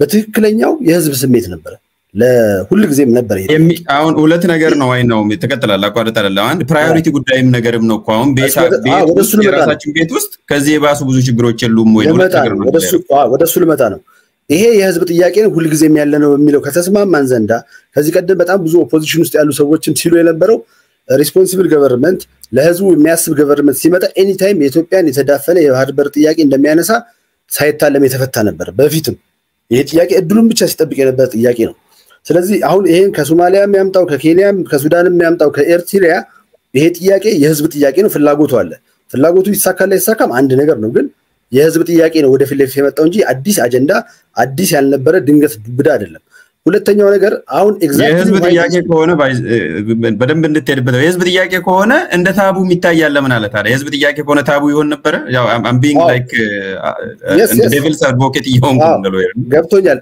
እንደ ታቡ ነው የምታዩት እዚህ ፓርላማ እንኳን ከተባለ እንዴት የህዝብ ጥያቄ ይሆናል ነው በቃ ኢትዮጵያ was under repressive government ነበረች ይሄ ጥያቄን as the apex of the government political የመጨረሻው ኤሊቱ አይፈልገውም ነበር አሁን ቀደም ያነሳውት አለ በጨረፍታም ቢሆን የኢትዮጵያን የባህር በር ጥያቄ አልፈልግም ብሎ አሳልፎ የሰጠ ገቨርንመንት በሚመራው የፖለቲካል ሲስተም ውስጥ ይሄን ጥያቄ ተራው የመንግስት ማከለኛው ባለስልጣን ወይ ደግሞ የፖለቲካ ኤሊቱ በነፃነት መወያየት ይችል ነበር የሚለው ጥያቄ ውስጥ መግባት አለበት ለዛ ነው የኦፖዚሽን ፓርቲዎችም የመጀመሪያ ፍሮንት ላይን ጥያቄ የነበረው ማለት ነው ይሄ መጀመሪያ መታሰብ አለበት ታቡም የተባለው ለዛ ነው ሰው አይፈልገውም አይደለም ግን ውስጥ ለውስጥ የሁሉም ሰው ሲብሰከሰክበት የነበረ ጥያቄ እንደነበረ በጣም በቀላሉ መገመት ይችላል ወደ ኋላ ተመለሰ ብታይ ማለት ነው አንድ እሱ ነው አሁን why exactly ይሄ ሳምንት ላይ ለምን ተደረገ ለሚለው ደግሞ እኔ ጉዳዩ ማየው አንደኛ ይሄ ጉዳይ ጂኦፖለቲካል አስፔክት ያለው ነው ዝም ብሎ የውስጥ ጉዳይ አይደለም ልክ የመስቀል አደባባይ እንደማደስ ወር ደግሞ የሆነ ፓርክ ሐላላ ኬላ እንደመስራት አይደለም ይሄ ሌላን አገር ሌላ ሉዓላዊ ሀገር ሌላን ህዝብ ኢንቮልቭ የሚያደርግ ነገር ነው ትልቅ ኢሹ ነው ይሄን ኢሹ ስትወስን የውስጥ ጉዳይን ብቻ አይተሳይሆን ኤክስተርናል ፋክተርስም ኢንቱ ኮንሲደሬሽን ይገባሉ በያስባለሁ ኤክስተርናል ፋክተርስ ማለት ለምሳሌ አንዳንድ ጥያቄ ስታቀርብ የዛኛው ሀገር መድከምም ሊሆን ይችላል ኦር ደግሞ አንተ በተለይ ምስራቅ አፍሪካ ያለው ጂኦፖለቲክስ ከሀያላኖቹ ሀገራት ጋር በመታረገው ኔጎሺዬሽን ላይ ሊመሰረት ስለሚችል ከሌላ ቦታም ዲል የተደረገ አሁን ግን ለጀነራል ፐብሊኩ ግልጽ ማታረገው ምክንያት አለ ይሄን ሰፖርት የሚያደርግልኝ ራሱ ኤክስፒሪየንስ የአባይ ግድብ የተጀመረበት አመትን ስታየው ኢቭን at the beginning of the year እንኳን ግድብ ምንም ነገር ሂንት ሳይኖር ነው ድንገት ጠቅላይ ሚኒስትር መለስ ዜናዊ የመሰረት ድንጋይ ያስቀመጡት ጉባ ላይ ሄዶ ማለት ነው ያ ምንድነው ምናልባት የአረብ ፕራይዚንግ ውጤት ሊሆን ይችላል የሙስሊም ብራዘርሁድ ወደ ስልጣን መጠጋት በታይሪድ ስኩዌር አመጽም ወደ ግብጽ መምጣት እዛ ጋር የኃይል አሰላለፍ ለውጥ ተደርጎ it is the right time ተብሎ ለጠቅላይ ሚኒስትሩም go ahead ተሰጥቷቸው ሊሆን ይችላል ብቻ አባይ ፕሮጀክት ኤክስ ተብሎ ተያያዘም አልተያዘም ሰው ማንኛችን ባልተዘጋጀንበት መሐል አመት ላይ የተጀመረ ፕሮጀክት ነው why ነው እዛ ጊዜ የሚያሉ ሰዎች እርግጠኛ ነኝ why ነው የሚሉበት ኢንሲደንት ይመስለኛል ያ ኢንሲደንት ግን አባይ ራሱ ጂኦፖለቲካል አስፔክት ስላለው ከውስጥ በጀት ከውስጥ ካሬ ጋር ብቻ በተያያዘ ሳይሆን ከውጪም ሌተሮን በኋላ ሂስቶሪያን ሲመራመሩ ኦር ደግሞ ጉዳዩ ተጽዕኖ የሚያመጣበት ጊዜ ካለፈ በኋላ የሚገለጽ ነው የሚሆነው እንጂ አሁን ላይ ሆን ይችላል ይሄ አንዱ የኔ ግምት ነው ጠቅላይ ሚኒስትር አንድ እዚሁ ጋር በደንብ ይሄ ጉዳይ ያው እንዳልኩ አንተ በደንብ ስለሚመለከት ነው ፕሮፌሰሩ ሊመጡ ነው ዋይናው ለብቻ ስለሚመልሱ the last final point ለምን መሰለ ፖለቲክስ ላይ እኔ ከፖለቲካል ሳይንስ አንፃር ልንገር ፐብሊክ ጀስቲፊኬሽን የሚባል you need a public justification genuine public justification እሱ ፐብሊክ ጀስቲፊኬሽን ላይ ለምሳሌ ሙቭመንት አለ ሞመንቱ መቼ ነበር 2018 ላይ ከኤርትራ መንግስት ጋር የሰላም ስምምነት ባደረጉበት ራፕሮችመንት በነበረበት ያሰብ ጉዳይን በተነሳበት ያኔ ለምን አልጨረሱትም ነበር አንድ ላመጣለ አንድ ሁለተኛ ፕሮፌሰሩ ቅድም ምንም ያን ያህል ውሃ አይቋጥርም ብሎ የተነተነው የዲሞግራፊ ኢኮኖሚ ምናምኑ ኢኮኖሚው መሸከም ያቃተው ዛሬ ነው ወይ ኢኮኖሚውም የዲሞግራፊውም ሌሎችም ቅድም የዘረዘራቸው ነገሮችም ነበሩ አይደለ ከዚህ በፊትም ነበሩ ሁለት ሶስተኛው ምክንያት የሚሆነው ደግሞ የራስን በር በደንብ ጠንከራ አርገሳት ሳትዘጋ ስለ ባህር በር እንዴት ታወራለህ ነው ሶስቶ በእነኚህ ሶስት ምክንያቶች ናቸው ዋይናው የተጠየቀውና ሶስተኛው ላይ ልምጣለ ሌሎቹን እኔ እንደ መከራከሪያን ቤት ስላላረኳቸው ፕሮፌሰር ነው ቅድም ያነሳቸው እኔም እዚህ ጋር ያለውት የዶክተር አብይን ስቴትመንት ለመደገፍ ወይ ደግሞ እሳቸውን ዲፌንድ ለማድረግ ስላልሆነ ማለት ነው ወደሳቸው አንዱን የወሰድኩት ባይዘው አንዱን ወሰደ ለኢኮኖሚ ለምሳሌ ኢትዮጵያ ኢኮኖሚ ከጅቡቲ በክራይ ነበር ለረጅም ዘመን ስንሸከም የነበረውና ይሄኛው እናቀዋለን ችግሩንም ዲሌይም ነበር እንደምታቀው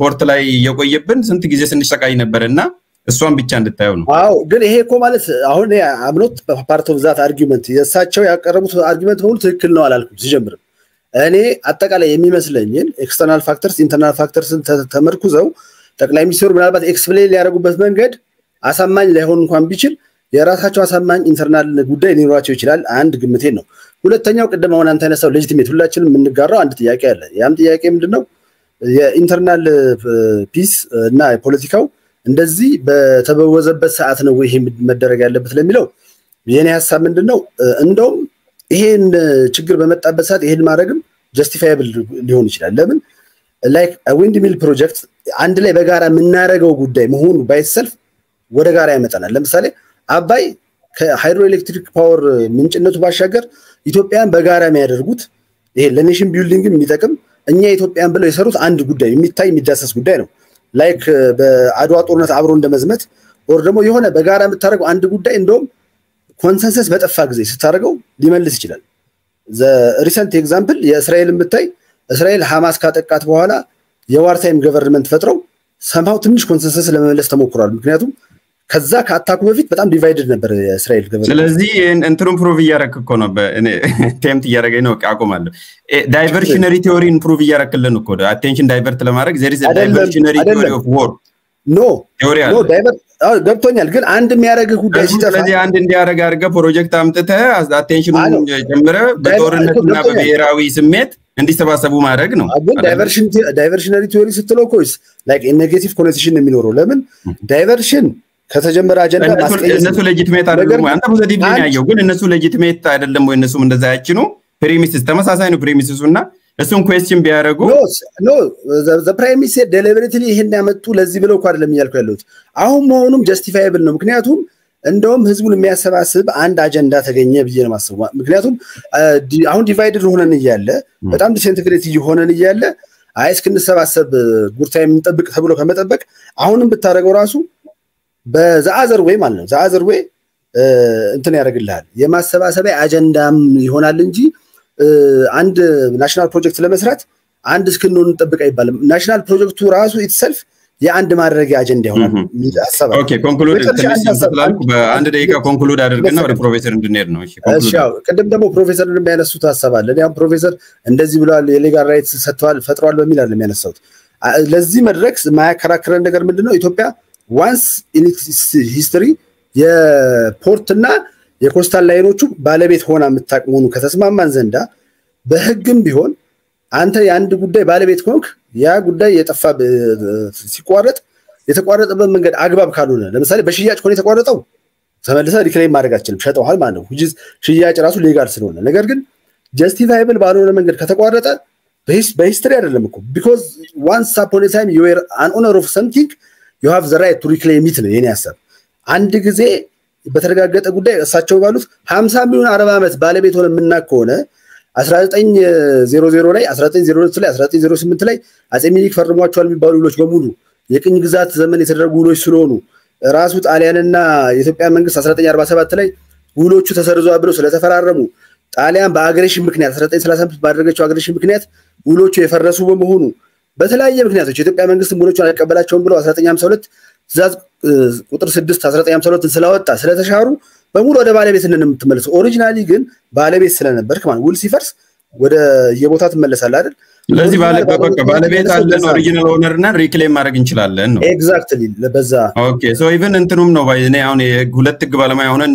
አንፌር እንዳይሆን ነው ሶ ላቁሙ አንተ ራስ መከላከል ስምችል ወደ ፕሮፌሰር ዋይ ናው ችግር የለም ይሄ የህግ የማወቅ ጉዳይ አይደለም የተወሰነ ድረስ አንብበህ የምትረዳው ጉዳይ ነው ይሄ እዚህ ጉዳይ ክርክሩ ሲመጣና ጠበቃ ዳኛ ቤት ሲቆም ምናልባት የህግ ሰው ያስፈልግ ይሆናል ይኸውልህ አሁን አንተ ላልከው ወደ ዋይናው ላልከው ነገር ግን አሁን አንዱ ዓለም ላለው በአንድ ጊዜ በታሪክ ውስጥ ነበረንና ወደቡን ነበረንና አሁንም የይገባኛል ጥያቄ ማንሳት እንችላለን ከተባለ በአሰብ ጉዳይ ላይ ጣሊያንን ተርኪን ሁሉ ሊያነሱ ይችላል ምክንያቱም አንድ ጊዜ ነበራቸው እነሱም ተፈጣጥረውታል በዛ አይነት አቅጣጫ የሚሄድ የህግ ባለሙያ አለ ብዬ አልጠይቅም አንድ ጊዜ በታሪክ ውስጥ ነበርንና አሁንም ይገባናል ብሎ የሚሄድ ከሆነ እንግሊዝ የዓለም አቀፍ ወደቦችን በሙሉ የኔ ነበር በአንድ ጊዜ ይዣለሁ ልትል ትችላለች እሱ የሚያስከድ አይመስለኝም ዋይና ያልከው ግን አስፈላጊ ነው አሁንም በጣም መግብ እንደሆኑ ነገሮች አሉ ስንናገር ስለዚህ ቆይተን መናገር የምንችል ከሆነ ፋይሳል በሄድም እኛን ልናገር እንችላለን አሁን እንደዛ ነው ያሰብኩት ፋይሳል መሄድ ከቻለ ምልክት ስጠንና ለአይተን ትንሽ መናገር እንችላለን አስፈላጊ ነው ብዬ ስለማምን ለምን የሀገር ጉዳይ ነው እንጂ የምንናገረው የዶክተር አብይ ፋይሳል መናገር ፈለገ ነው Yeah, I can just say take 2 minutes, 3 minutes, and then leave if you guys don't mind. Yeah. So just make your concluding remarks and then. No, I think and professor. Yeah, Anthony Faisal. Yeah. Head ካለብህ ነው Faisal. Yes, I have to because ሌላ meeting አለኝ. I think in dalam ትንሽ ይሄ አንድ ጊዜ የኔ ፕሮፐርቲ ነበረ I can claim anytime I want የሚያርቅ ይመስላል በሱ rationale Mexico can claim 1/3 of America because the whole from New Mexico all the way ከዛም actually more concrete than Asap ከኒው ሜክሲኮ እስከ ካሊፎርኒያ is part of Oregon የሜክሲኮ ሀገር ነበረ ቅርብ ጊዜ so ምን አይነት ህግ እንደዛ አይነት ሰፖርት የሚያደርግ እኔ አላውቅም I think አብይ ያቀረባቸው ምክንያቶች most of them አፍራሽ ናቸው ከህዝብ ብዛት እስከ የሶማሌ የአፋር ህዝቦች have to claim እኔ እንደሚመስለኝ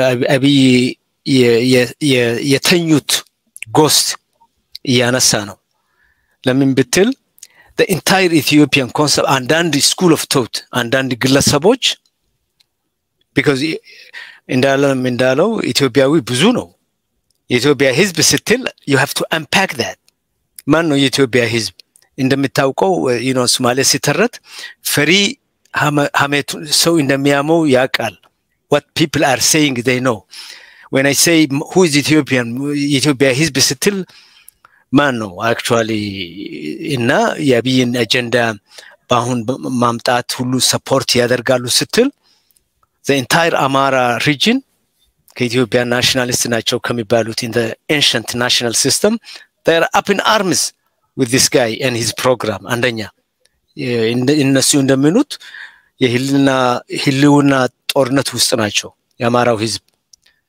28 million Ethiopians are starving እንደምናውቀው 1.2 million በትግሬና በሰሜን ጦርነት ሞተዋል እነዛ ህዝቦች ከዛ ከችግርና ከጭንቀት አሁን just የሚነሱት are you saying እነሱ ሁሉ ይሄንን አጀንዳ ሰፖርት so የኢትዮጵያ ህዝብ ስትል እሱን አምፓክ አድርግ ትንሽ አቃለልልን እንደማስቀመጥከው it doesn't fly I think honestly Abiy and the agenda ለኛ ያመጣን አሁን የኢትዮጵያ ህዝብ ጓደኛ ነው ልል አልችልም actually ለኢትዮጵያ ህዝብ ጠላት ነው ለምን ብትል there are many ways አንድን አገር እንደ ኢትዮጵያ የምትመሰል and this is Faisal the analyst without speaking for anyone there are many ways because each article ጽፍ የዛሬ 30 አመት እንዳለም እንዳልከው ጥያቄዎች እንደሚነሱ አውቀ ነው ለዛ ነው የጻፍኩት እነዛ ጥያቄዎች አሁን ተነሱ አሁንም ከ30 አመት በፊት የኢትዮጵያ ዋና ኤም ወደብ ማግኘት ከሆነ there are many other ways አላስካ የምትባል ትልቋ ክፍለ ሀገር አሜሪካ ከራሺያ ገዛች so instead of in the prime minister Abiy አሰብን እንፈልጋለን ራስ አሉላ እንዲህ ብሏል ምኒልክ እንዲህ ብሏል ከማለት there has to be other alternatives መክፈቻና መግቢያና የወደብ ማግኘት ምትችል I think there are many other alternatives እነሱን alternative መመልከት አለበት እንጂ ኢትዮጵያ የአፍሪካ መነሻና የአፍሪካ ሲት ሆና የአፍሪካን ቀጠና ሌላ ጦርነት መክፈት it's a loser's game so እንደውም ስለጀመርክ ፋይና የመጨረሻ ቀን ያስቀመጥኩን ነበረ if not now አሁን ካልሆነ መቼና እንዴት የሚለውን የጀመርኩን በዛው ብጨርስልን ስለዚህ እንዴት መቼ እንዴት I think the indeed is I think if we start thinking, and this is the fair Faisal. Yeah, assuming that it is genuine, the legitimate. Genuine. I think Ethiopia should have some sort of resolution to its bottleneck. አሁን እንደምናየው ኢትዮጵያ as a big country bottleneck አላት። bottleneck the current prime minister የወደብ ነገር bottleneck ነው ብሎ አደባባይ ያስቀምጠዋል። what are the alternatives? ሌሎችም አላየም collaboration integration ምናምን ሁሉ አሉ ከፈርማቸው ጋር የተፈራረመው the possibility of አራት ወደቦች የሶማሊያን ኢንቨስት አድርጎ መጠቀም አለ የጅቡቲም አለ የአሰብም አለ ጓደኝነት ከመጣ the fifth alternative is ትንሽ ቀዳዳ መክፈት ለኢትዮጵያ በአፋር በኩል ወደ በጅቡቲና በኤርትራ መካከል ያለው that is the sane mind talking. This is when we think of our generation. የእንዳለምን argument, it doesn't fly. But የዛሬ 100 ዓመት ራስ አሉላ said something about Asab ወይም አፄ ምኒልክ, it doesn't fly. በኢንተርናሽናልም ግን as a regional ከተነጋገርን, if we think of the coming 100 years ለልጆቻችን, because this is a troubled region, I think I would be open to the alternative of seeing if we can open a little, access to the sea between Djibouti and Eritrea, and then bring the whole region to integrate, because these three nations, Ethiopia, Somali people, and Eritrea, when I say Somali people, including Djibouti, we have had enough to